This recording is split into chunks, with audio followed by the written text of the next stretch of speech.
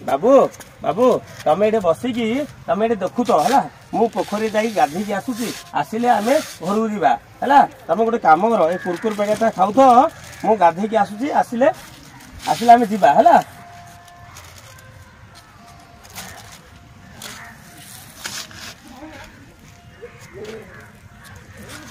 ओहो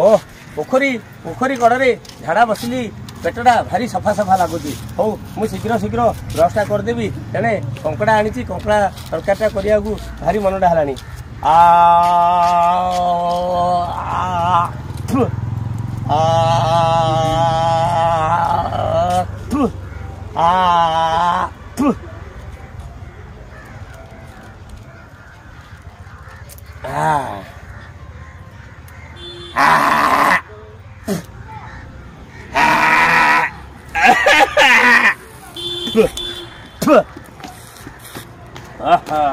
अरे दादा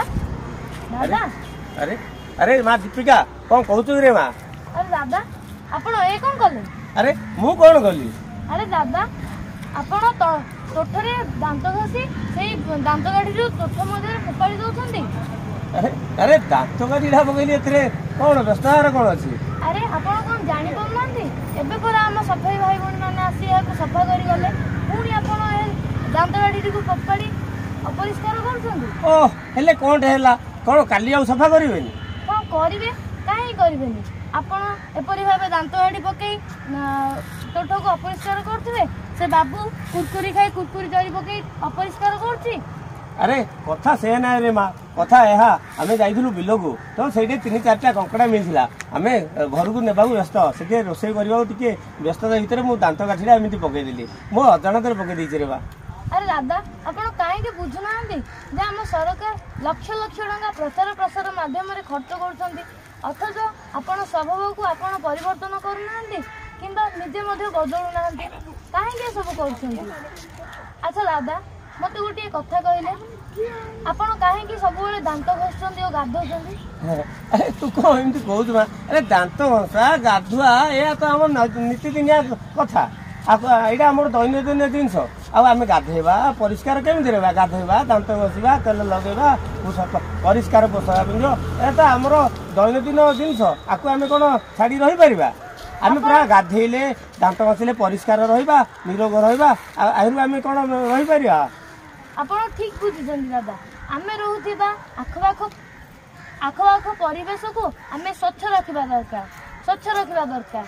आमे जेपरि दैनंदिन जीवन रे नित्यक्रम करुथे ठीक से भली आमे हम दैनंदिन जीवन रे आमे हम स्वभाव को परिवर्तन करबा को हेबो जदि आमे हम स्वभाव को परिवर्तन करबा ताहले आमे हम संस्कार रे स्वच्छता को निश्चय आनी परबा। तू सत कथा कहलु रे माँ तो कथारे किछिटा दम अछि मु जानि पाउछि तो कथा कथारे बहुत गोटे कथा कहलु मते मु ए जिंस हौ आज मोर भूल हैला मु तते कथा दउछि एमिति भूल मु आउ केबे करिविनी आउ मु एमिति भूल जो माने करूछंती से माने न करिया मध्ये बारण करबी आउ सब आडे सचेतन करबी आम आखपाख अंचल परिवेश सुस्थ रहिले सुंदर रहिले सिना भल आम निरोग रहा मो अजाणत केते बड़ गोटे भूल है मुझे ते कथा दूची एमती भूल केबे हबनी मुझे भूल केबे करिविनी। तेबे आसंतु आमे एही अक्टोबर 2 गांधी जयंती ठारू मोदी जी को आह्वान क्रमे स्वभाव रे स्वच्छता और संस्कार स्वच्छता को आपणैबा ताहले जाई आमे हमर ग्राम आमर शहर आमर जिला आमर राज्य और आम देश को परिवर्तन करि परिबा। धन्यवाद।